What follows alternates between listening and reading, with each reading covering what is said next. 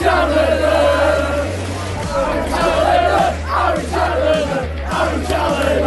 foot to top.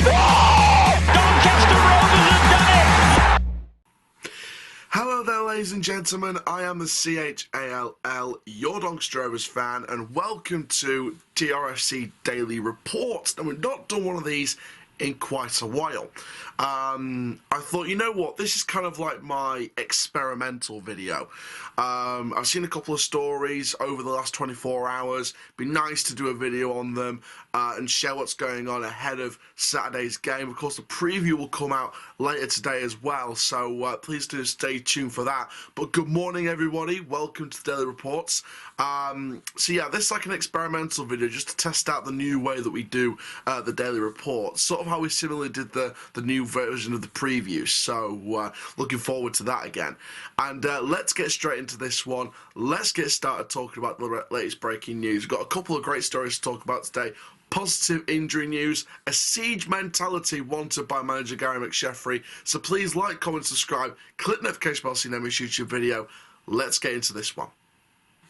So it's good news on the injury front at last, according to the Doncaster Free Press. Tom Anderson, John Bostock and Ethan Galbraith are all set to return to full training next week, revealed by the manager Gary McSheffrey. The trio each hope to come through the final stages of their rehab work with the club's medical staff this week. If they don't suffer any adverse effects, they will join up with the main training group ahead of next weekend's game at Cheltenham Town. Rovers captain Anderson has not featured since the 11th of December due to a foot injury, while midfielder Bostock has been out for 3 months after having ankle surgery. Galbraith was back at County Park today after returning to parent club Manchester United with a sciatica problem. The 20-year-old will not be considered as this weekend's massive game at AFC Wimbledon, but it's hoped he will return to full training next week. Carnwell is likely to shake off the tight calf he felt against Accrington to feature against the Dons on Saturday, but Charlie Seaman remains a doubt with a knee injury. Meanwhile, Jordi Hawula is working on his fitness after finishing his course of injections for his hamstring problem and has been penciled in to return to full training on March the 7th. Similarly, Cameron John is continuing to build up his fitness and has also been lined up to return to full training on March the 7th. Meanwhile, John Taylor is still 6 weeks away, but has been given the all-clear by his surgeon to accelerate his rehabilitation and fitness work. That's what the Free Press has said. Now let's share my thoughts on the positive injury news.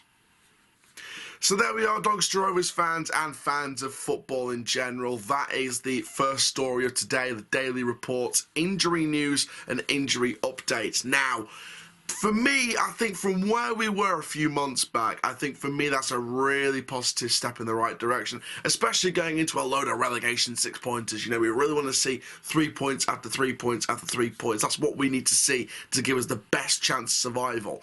And, you know, with that 2-0 win on Tuesday against Accrington Stanley, I've spoken about that victory many, many times. We weren't classy out there against Accrington Stanley. You know, it wasn't a very classy bit of football to watch at times, but we got the result in the end. We got the job done. We edged the game in terms of being the better team, but we weren't playing our best. So for me, Accrington Stanley was a nice, comfortable 2-0 win in terms of edging the game out. And if we can do a lot more of that while keep playing more classy football, then we'll not only be more entertaining to watch, but we'll also have that bigger chance of survival. And I think getting those injured players back could be vital in terms of bringing a lot more squad depth week after week. Obviously, the big ones for me, Galbraith returning could be great. You know, for me, I think he started off this season great. Sort of one of the sole players that stood out in Wellens' team. And then ever since he got injured, I just don't think he's really, been himself. He's still putting good performances here and there, but I don't think he's been the best version of himself. So hopefully now returning from injury, hopefully the next week or two, hopefully fingers crossed Galbraith will return to his best. Something with Tom Anderson, Tom won't mind me saying this on camera.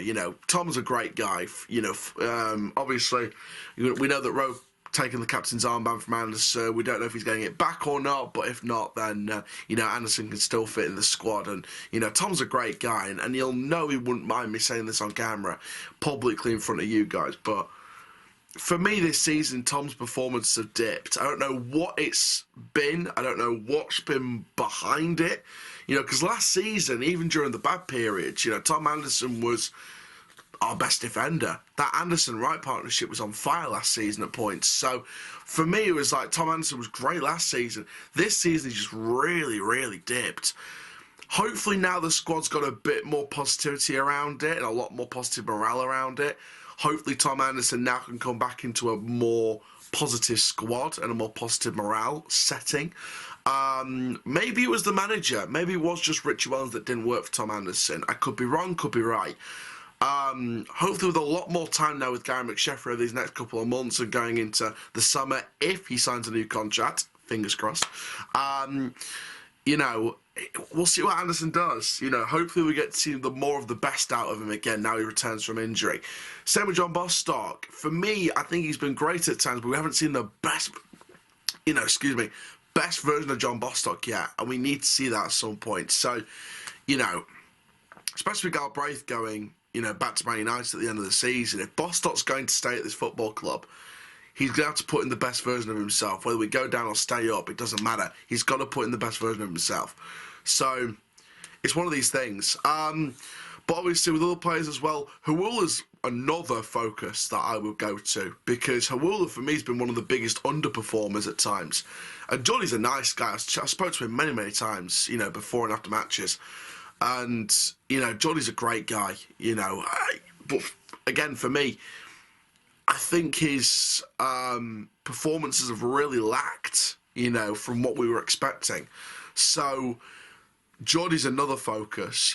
Can he bring out the best version of himself under Gary McSheffrey? We'll see what happens. Again, Cameron John looks like our best defender at the start of the season, then got injured and hadn't seen him since. So can he get back to full fitness, before the end of the season? Can he get to a certain point where he can feel like he can bring out one of the best versions of himself if he's required on the pitch? We'll see. I've got every trust in people like Cameron. Cameron's a great guy as well, so I've got every trust Cameron can do it. But that is your injury update. Now let's move into the second of today's stories, and that's this siege mentality wanted by Gary McSheffrey. So Gary McSheffrey has been urging his squad to develop a siege mentality as they fight for survival in League One. A disastrous 12 months on the pitch seemed destined to end in relegation. Rovers have been written off in many quarters. The fat lady had apparently already sung. But McSheffrey wants that backdrop on their position in the table to galvanise his players, and they're refusing to lie down in the relegation dogfight. According to the Free Press, battling midweek wins against Lincoln and Accrington have cut the gap to safety to just 4 points ahead of this weekend's hugely significant game at AFC Wimbledon. And McSheffrey agrees that Rovers could actually benefit from being the hunter rather than the hunted as they race for survival enters the final straight. He states a different kind of pressure when you're chasing. We're trying to install a siege mentality into the lads. The others might get a bit nervous looking over their shoulder. If we keep doing the right things, then we'll know we'll give ourselves half a chance. We're in a mini lead now. We've got several 6-pointers coming up starting this weekend. So victory at Plough Lane on Saturday could see Rovers move to within 1 point of safety. He said we'll go there, we'll be organised, hard to beat, try and have a clean sheet mentality. We feel that we've got players on the pitch that can nick a goal. Now let's share my thoughts on what McSheffrey means by nicking a goal with a clean sheet mentality and a siege mentality overall for a squad destined for relegation but want to survive. There we are, ladies and gentlemen. That is what Gary McSheffrey has come out and said about this siege mentality. The goal for Wimbledon seems to be try and nick a goal, try and nick maybe more than one goal if possible, and try and think of a clean sheet mentality. And to me, that says to me, that gives an indication of 5 at the back. That for me gives 5 at the back, or I should say 3 at the back with the 2 wing backs.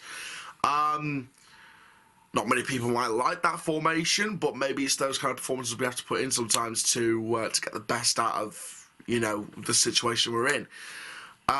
If it's a team, but for me, a team like Wimbledon, if they're very weak on the pitch, we've already got a goal or 2, and they're making several mistakes. If they're there to be got at, go for them.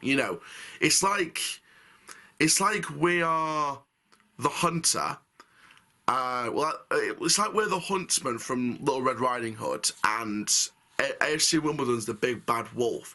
If the big bad wolf cannot eat Grandma and cannot eat Little Red Riding Hood, you hunt it down. You hunt it down and you kill it stone dead. That's what we need to do if AFC Wimbledon are in a weak position.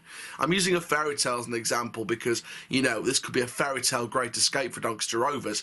But, utilise that position. If AFC Wimbledon are in a weak position and they can be hunted, go for them. Do not show them any mercy. If you feel you can get 3 or 4 goals out of that game, go for it. Don't be afraid, because if you're afraid, you show signs of weakness. If you show signs of weakness, even the winless could win. That's my stance on it.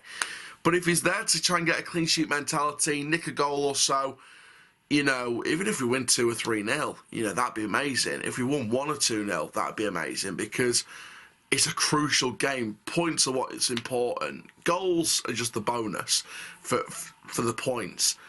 For me, points are important, and points means safety. And like I said, we've got loads of relegation 6 pointers coming up. We've got Wimbledon, we've got Crewe, we've got Gillingham still to play. We've got Bolton to play, who are further up the league, and we got battered by them, so we need sweet revenge on that lot. We've got other games to play. There's so many other games that we can play that we need to play. So for me, we've got to go for this. We have to go for this. If they're on the back foot, go for them. Don't lure yourselves into a trap, but if they're not putting out a trap, go for it. Take the ball off them, put it in the back of the net. Easier said than done, but I know the players' passion. From that Wimbledon game, from that Accrington game, from that Lincoln game, I see the passion in the lads. Alowu especially, as well as many others. Mipo Odebeko, if he can get some goals in him, he looks up for it. He really looks up for it, he does at this club.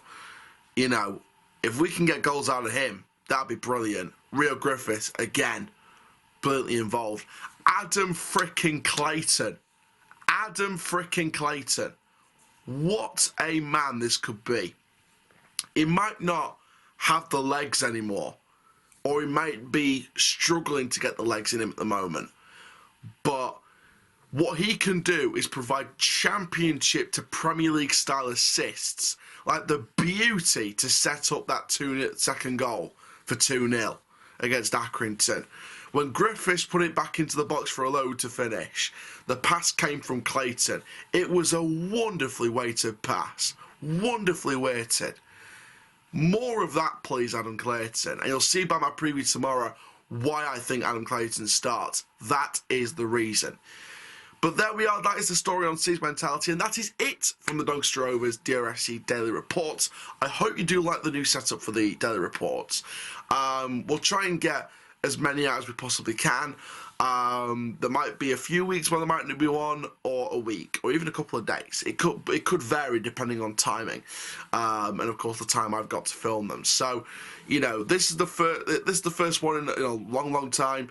Hopefully, fingers crossed, not too long until the next one. But for now, guys, stay tuned for the Wimbledon preview coming up later. And for now, I am the CHALL, your Doncaster Rovers fan. Goodbye. Rovers till I die.